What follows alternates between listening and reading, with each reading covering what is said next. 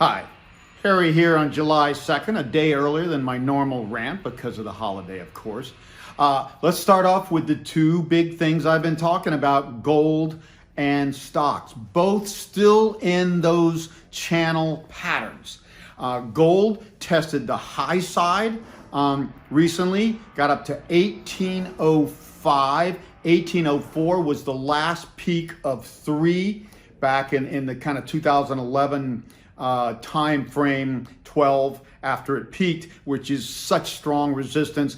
We hit that and we backed off. Now we've only backed off 1.5% here, but I have been saying I don't think gold breaks out here. Everybody thinks it's going to break out, and it could eventually, but I think it's kind of spent for now. The volume hasn't been high. The fact that it hasn't broke out stronger with a falling dollar and physical demand for gold off the charts and money printing off the chart says, that something's off here. The gold is sensing the deflationary possibilities, I would say. There's another thing interesting.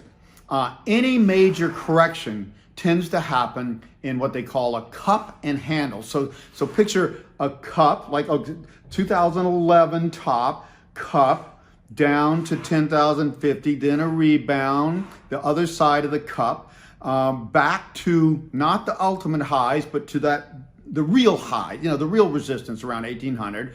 That alone, say, to break out of here, it would be more natural to have a handle first. So even if gold is going to break up higher, I still don't expect that. But you can't count it out with this level of off the charts money printing, and there is more coming. And deficits and everything. It would be more natural for it to correct down to about 1450 first. So I still say gold doesn't break out, but if it can break convincingly above 1820, then I'm gonna have to change my mind pretty quickly. Stocks still, and now gold is in a sideways channel. Stocks are in an upward channel, which is classic for peaks. Doesn't have to be long term, but we've had a major wave here since March 23rd. And it tested the other day, I think on Monday, the bottom side of the channel at about 97.48 on the Nasdaq 100. I am charting there the Nasdaq 100, which is the lead dog in this race. If there was a Nasdaq 10, I would choose that, but that's the best, closest thing to the FANGs, which dominate that, and even the S&P up to 40% of value. So, but it bounced there. On the good news on pending home sales, it bounced and bounced convincingly for now. So if it goes back down, then it would take a break back below that, about say 97.40. A break below there would say, okay, stocks are going in this correction. And I still say in the next month, stocks are going to correct more substantially. That this first wave up is peaking. It's just persistent like every bubble. This whole bubble's been more persistent than anything in all of history. So stocks likely to break down. We had good news today on jobs, up 4.8 million instead of the 2.9 expected. Still doesn't square with what I watch every week, continuing claims. So you have the initial jobless claims that came in at 1.427, still high and only going down tiny bits. Continuing claims are the people that continue on unemployment. Get on and continue. That's the closest number and has been historic to the actual unemployment numbers and ratios and stuff. Looking at continuing claims that peaked at about 24.5 million a couple months ago and went immediately down to 20.5, but bounced back up to 21 and now have gone down very gradually. Today came in at 19.3 million. This is not going down fast at all. This would say in the last 2 months, we've probably gained net maybe 3 million jobs, at most. And the numbers are saying 4.8 plus 2.5 last month, 7.5. Something's not right here, and we're just gonna have to let the market sort this out over time. Unemployment numbers and job numbers are almost always overstated, and then a year later they readjust them when the markets don't care anymore. So that's another numbers game plan. The virus, okay, I put out the, on Harry's take the other day. After this came out, I said, oh my God, I should have qualified that a little more.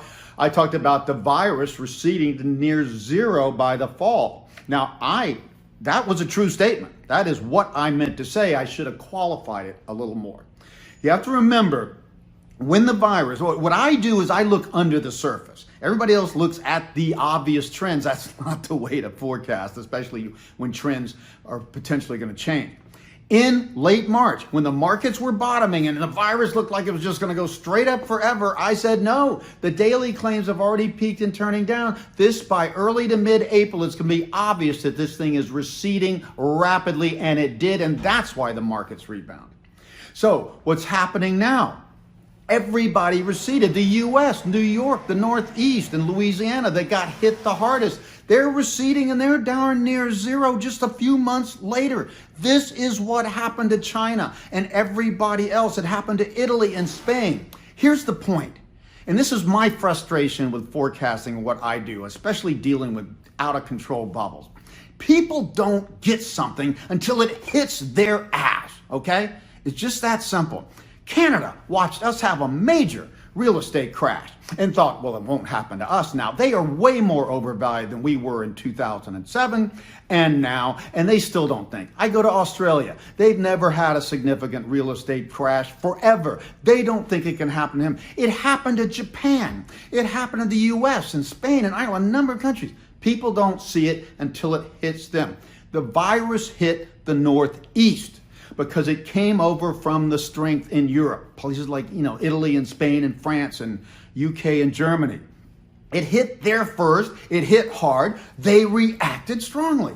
That's what people do when they finally get their ass kicked. They're in la la land until, boom, something wakes them up. The rest of the country did not get that. So we're not in a second bump.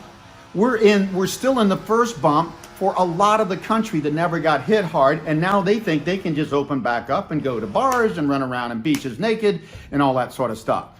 So, but again, what happens? The virus goes up exponentially. It also drops off rapidly, not to zero, but near zero within 3 months, 2 to 3 months. So I'm saying we had a peak in the tough spots of the world, a peak back then in early to late April, and down since. But for the rest of the United States, I think we're peaking now. And there's so much blowback from this opening up. All these states are having to step back strongly. Texas may be the least, but even they'll get it sooner or later, okay? You can't fight Mother Nature on this. This virus is bigger than you. So that's what I mean.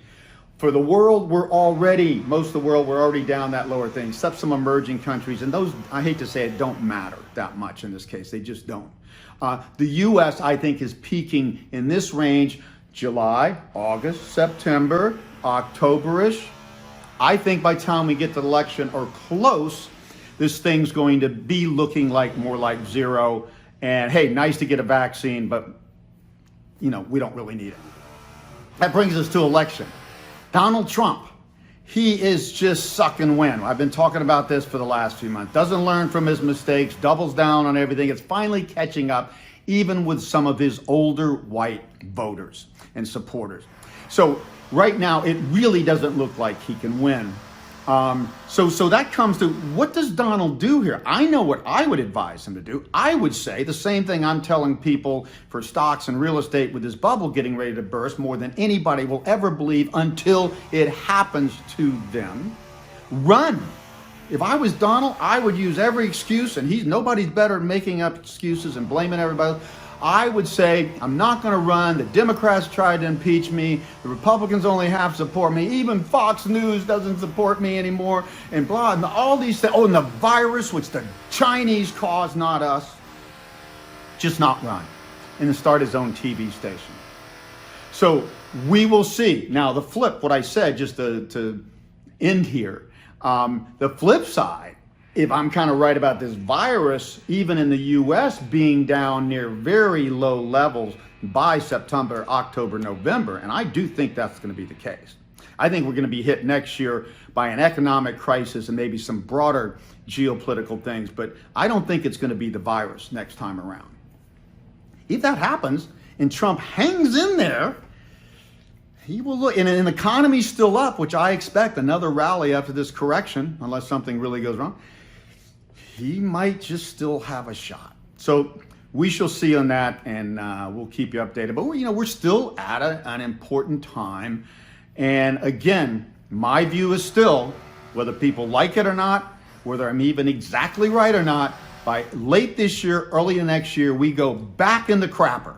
Plain and simple, not because of the virus, because all these zombie companies and zombie banks that get hit by this shock, a lot of them just don't come back. You do not get back to even here. There's not a chance in hell. It's not possible to get back to 3.5% unemployment and higher growth and GDP than we were at before this. It's just not possible. A lot of industries will.